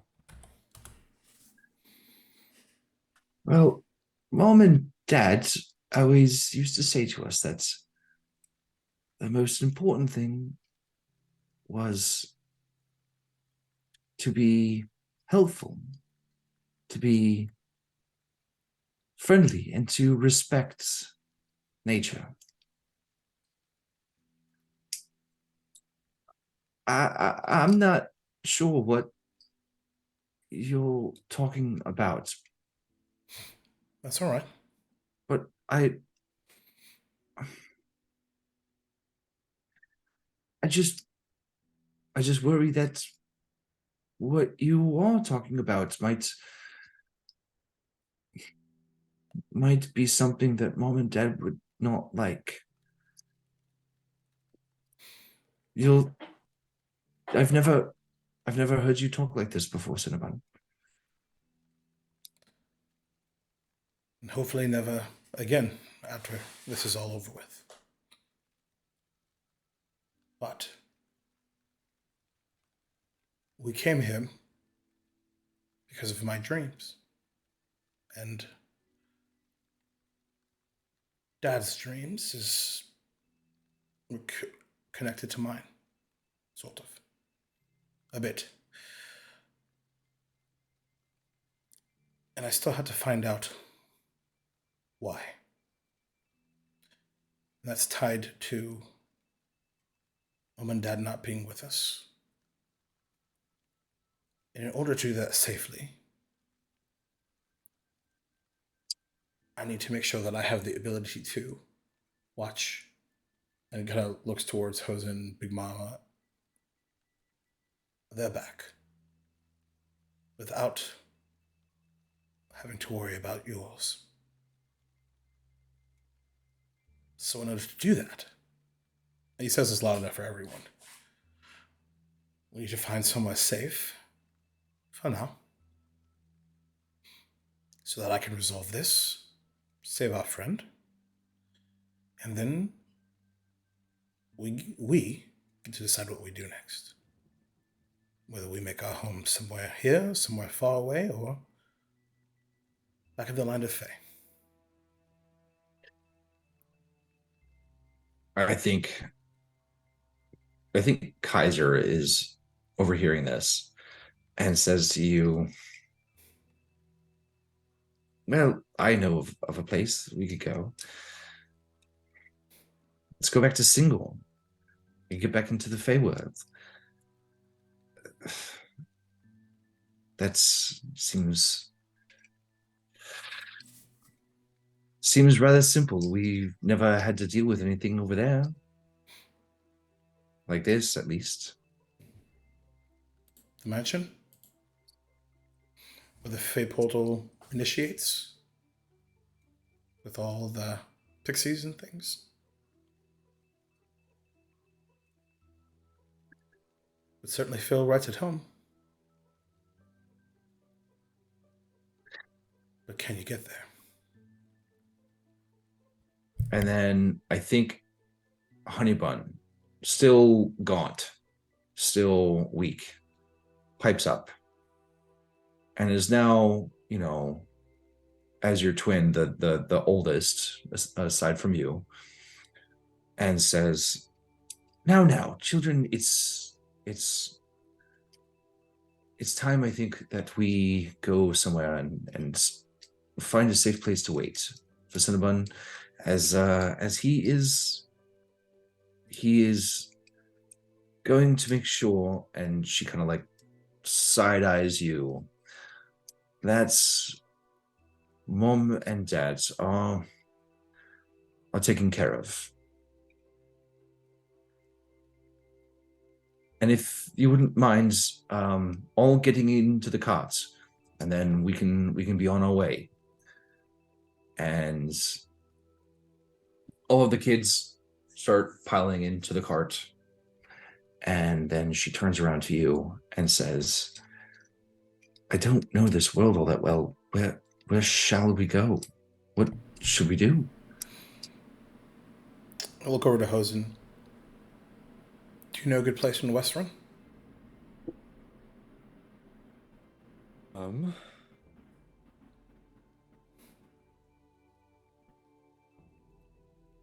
Honestly, no. I do not.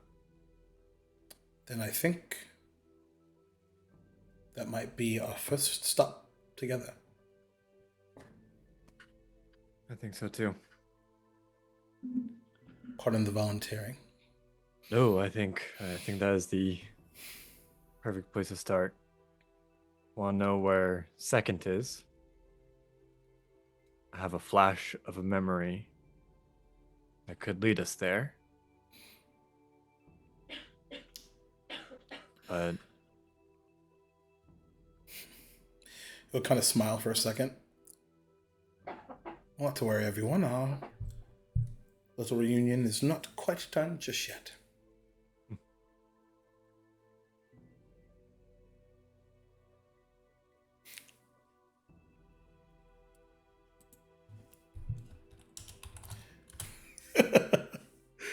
Oh, lovely Smitty.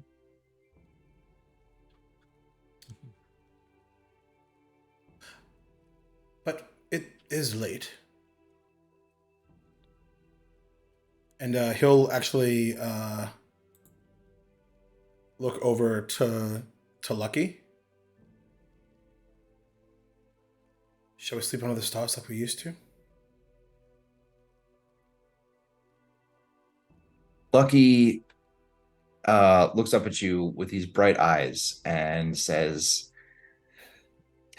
I'm so excited to see the new constellations. There's nothing like this in the Feywild.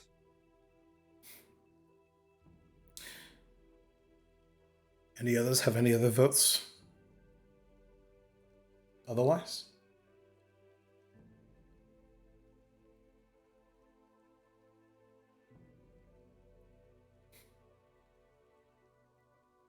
Ozen just is already like laying down on the ground, just like so tired, just ready. Yeah, this works for me. Someone will get up on the cart.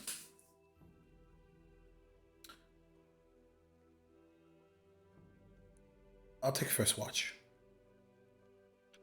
I think things will be different this time.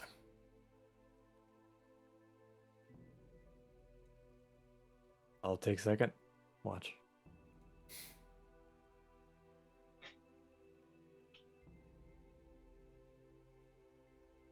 Big Mama walks up, you know, sitting more so close to everyone with Auntie Chai. She didn't want to interrupt the, you know, the tete-a-tete there. And it's like, well, before everyone starts to close their eyes for the evening, can I make an introduction? And she glances over at Auntie Chai. Oh yes. Hosen gets back up, dusts off like everything. She doesn't want to kick you if you fell asleep. I'm just kidding. Yes, certainly. This is Honey Bun, HB for short. Bruges over there. Kaiser, Lucky, Sesame, Dumpling. And he'll actually pick up Dumpling and put Dumpling on his knee. And I'm Cinnamon, and we're the Garrists.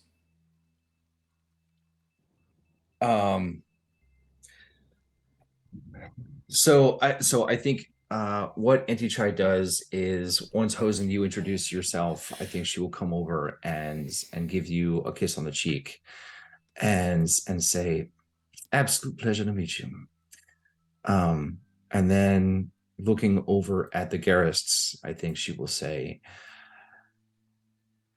and then well, she'll actually like kind of take a beat and then look back at her small family with Big Mama, and they'll look over at yours and then say to you, Cinnabon, I heard what you're going through, but I just want to say that you are blessed. And then she will kneel down at Dumpling, who's currently on your knee, and then kind of squeeze their cheek and say, you are adorable. I know, right? Say thank you. Thank you. You're welcome, darling.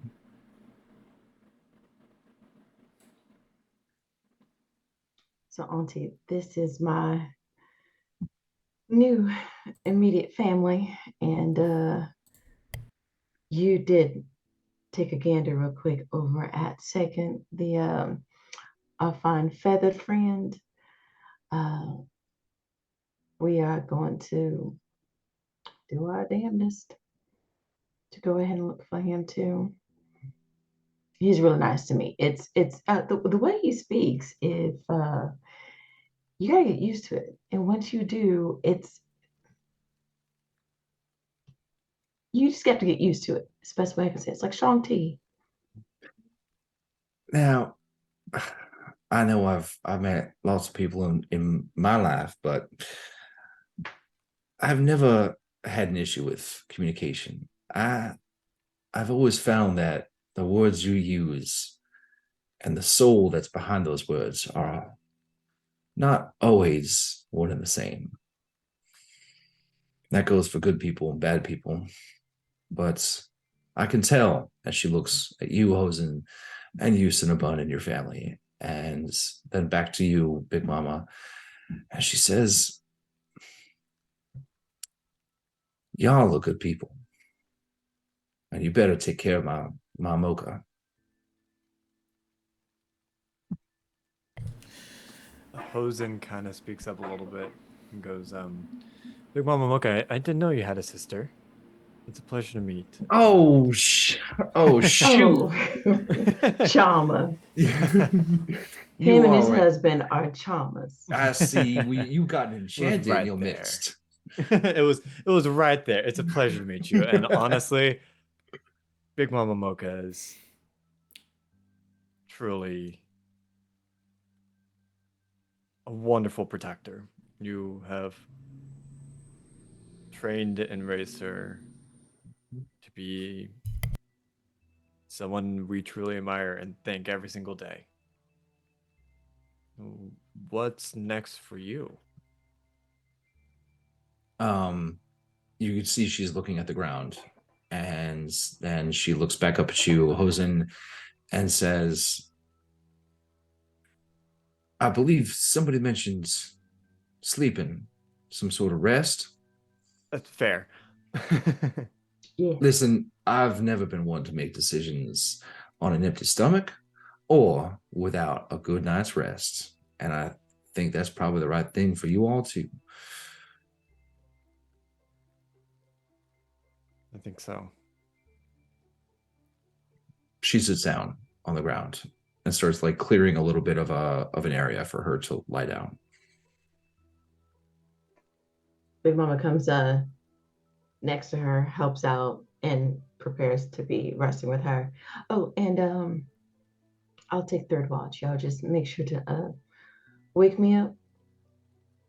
Sounds good. Okay. So I want to take the reins just real quick for a sec. You all start to find your places. I mean, this is a significantly larger crew than when you entered the Shade Barrow, and not even counting those mages that have left with the nurse, and so your footprint is a bit larger, and so the exhaustion starts to wash over you all. And you those of you who are not Cinnabon just start to pass out.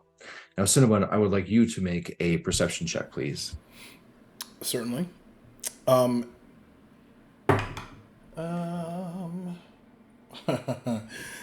Terrible. 10. Okay, here's what you get with a 10. Is interesting. You had just been speaking with Lucky that mentioned the stars and how there is a significant difference in the stars between here and in the Feywild. And so you that just kind of comes across your brain, and you start to look up into the sky. And what you see is something strange. It's a clear night tonight, which is not uncommon in this part of the world. But it's not entirely clear. There is one section of the sky that is cloudy, and you recognize that it is cloudy only in one spot. And if you start to like think about the geography or rather geometry of where this place is cloudy, you see that maybe if you were to walk maybe 1,000 feet south, you would be directly underneath this cloud that is gathering in the sky. And that's what you see. And in fact, I think this is a good time to then skip over and zoom out, away from the three of you, away from the Garrists, away from the 8 wizards that are carrying the nurse towards the cart that belongs to Tomas. And we are going to zoom in somewhere else on the continent. And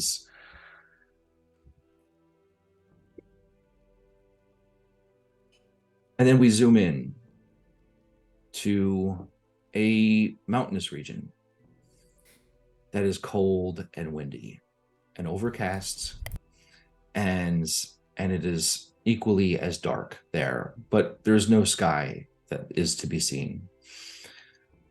It's clear that the mage, Yeti, and Second are in some sort of ruins. And these ruins are clearly at some point were very opulent and well constructed, but with perhaps the wind, perhaps the erosion, perhaps just the amount of time that has gone on, this series of structures has collapsed, except for one central tower. And this tower is massive, could be maybe hundreds of feet tall.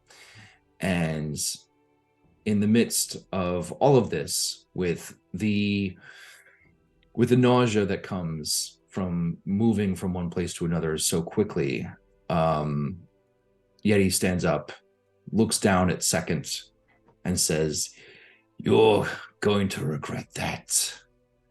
Grabs Second by the scruff of their neck, grabs the mage, and then walks towards the tower. And then we're going to fade to black and pick it up later. All right. Some good shit. Yeti Excellent. hurts Second. Excellent. Very cool. All right. So listen, a couple of things about that. So I have to figure out how to now have a split party over many miles. So that's going to be something. And also we have a number of like conflicts and absences, mostly relating to me because it's the holidays and things are coming up. So actually, we're going to pick up probably in the new year, just because like there's too much going on, and I actually don't know what the date is, but of course, check Twitter. We'll I'm sure announce on there. And yeah, That would be the 3rd of January. 3rd of January. I thought it was 2nd, but Third. yes, the 2nd is the Monday. No, so second we'll be back. is over there in the woods in the mountains. So yeah, so we will be back on the 3rd of January. And so before we start doing exits, actually, Jacob, you look like you were about to say something. No, I was exhaling the emotional damage. Fair enough. Fair enough. So before we start doing rounds, I just want to like do a quick like I love playing with this group. I told the group in the break, but like I teared up probably for a good 10 minutes in the first half there. And just it's all because I'm playing with such great players. So pleasure to have you all. So with that said, where can people find you and how can they get more of you and your amazing content? Let's start out with Rain. Amazing content. So you'll find me on Instagram and on TikTok as Virgo_Rain for all of my cosplay and mermaiding adventures. And I can't wait to see you guys next year. It starts fucking shit. It's Yeah. time. All right, Alex, how about you? Hi everybody, my name is Alex or Ziva RPG. You can find me on Twitter there. This has been truly fantastic, wonderful. I'll see you all in the new year. Oh man, so much processing to do, but I love you all very much. Thank you all so much for having me. And Jacob, what about you? First of all, yes, I am okay. Being tired in real life really helps when you're playing a really tired, angry character. All good here. I'm having fun, and I hope you are too. But don't forget to take care of yourself. Anyway, that said, my name is Jacob Plick, Dual King Jacob, Twitter, Instagram, everywhere you can find me yelling sweet nothings loudly. And tomorrow we plan a little Final Fantasy IX, and maybe we'll talk about packs and plugs for the first hour or so, because there's a lot to unpack from an incredible weekend. Can you tell? Via voice. And we're off for Outcast Not class this week until next week. So that will pick up on the 15th over on Waffles Maple Syrup. And this coming Sunday, Dragonlance Dragons of Rebirth over on twitch.tv/So Many Games. And then the following Sunday, of course, Duval and Dragons, my Chrono Trigger 5e D&D campaign. And we got some things in the works in regards to a new show coming soon. Coming in the new year, actually, run by One So Many Games with an incredible cast I cannot wait to show you. If you've been paying attention to Maddie at all, he's leaked the entire cast already because he's a maniac. But that's me. Awesome. Cool. So I actually was trying to see whether or not we are going to be doing something on this Thursday. And so stay tuned for an announcement whether or not Smitty and I are going to be doing an AMGM's In the PM. It's like an I've EDM never bass actually drop. done I that just wait before. for it. It's fun. That's why I always I've done do that it before, and it's taxing. Let me tell you. It's taxing. So Not stay this tuned. emotional damage, just this one phrase. Yeah, doing an N for a really long time. So yes, it's our very silly show where we basically poke each other and tickle each other for about 50 minutes exactly. Did you say poke and tickle? Did I hear that correctly? Verbally, Oh. and And physically and emotionally. physically. Yes, that's right. It's a lot of tickling. Different kind of emotional damage. That's right. Sensually, of course. So check it out. It's it'll be, if we do it, it'll be this Yeah. this Thursday Do-do. at 9 p.m. Eastern. So check that out. Before we do our exit, I know it's going to be a little bit of time before we see you next. But as always, just want to thank you all for being here. I want to reiterate my thanks to the cast, because even though hopefully Smitty is still in the chat, because this applies to him as well. And he is good. He was like, "Fuck this." But this has Telling you my been view. this has been one of the most creatively satisfying things I think I've ever done in my life. So and it all just is because I'm playing with just great people that rolled terribly thanks to that 0, Smitty. Amazing. Okay, Jacob, over to you for the outro. As I stopped listening when you pushed it in. Yeah, that's fair. That's totally fair. Valid. Absolutely valid. So as always, folks, I'd like to remind you of the following really important truths here on the amphitheater when we stream before we go. And that is that Black Lives Matter, stop AAPI hate, trans rights are motherfucking human rights. If you don't have a uterus, you don't get to tell people with uteruses what to do with theirs. It's none of your damn business. Climate change is real. Read comics, because the only reason why movies are any good right now. Ace people are valid and exist, and we're not fucking invisible. A lesson definitely learned by several people this weekend, which was really awesome. So, that being said, thank you as always so much for being here. We're going to raid our dear friends from Maddie Games, who they're playing some Ravenloft, run by the wonderful Jeremy, who's on that Duval Dragons cast. And they actually have a new player in Tea and Tails, i.e. Stephanie, who is also on the Dragonlance Dragons Rebirth cast. So we're going to go say what's up. So drop some Duvals or, yell empathy-related things if you want to. So I'm not even doing this see you next year thing. We'll see you very soon because it's the internet. So have a good night. Good night, everybody. Good night. And we're out. Holy